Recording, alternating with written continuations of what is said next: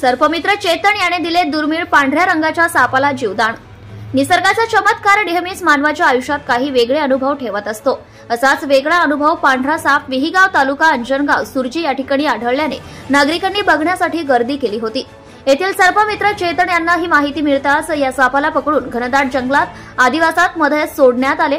सर्पमित्र चेतन हे विहिगाव येथील रहिवासी असून त्यांनी आतापर्यंत हजारो काळा कोबरा, लाल विषारी साप, घोणस, परवड, कवड्या, धामणसह प्रजातींच्या अनेक सापांना जीवनदान दिले आहे। याबाबतची माहिती त्यांनी परतवाडा फॉरेस्ट वन्यजीव विभाग यांना सुद्धा दिली होती। 5 फूट लांबीचा पांढऱ्या रंगाचा साप पहिल्यांदाच तालुक्यात आढळल्याने सर्व सर्पमित्रांनी आनंद सुद्धा व्यक्त केलाय। या पांढरा रंग प्रजातीचे साप आढळून येत नाही। काही नागरिकांनी असेही सांगितले की असे साप गुप्तधन खजिनावर रखवाली करत असतात, असे मत काही नागरिकांनी व्यक्त केले। अत्यंत शांत स्वभावी हे साप असल्याचं सर्पमित्र यांनी सांगितले।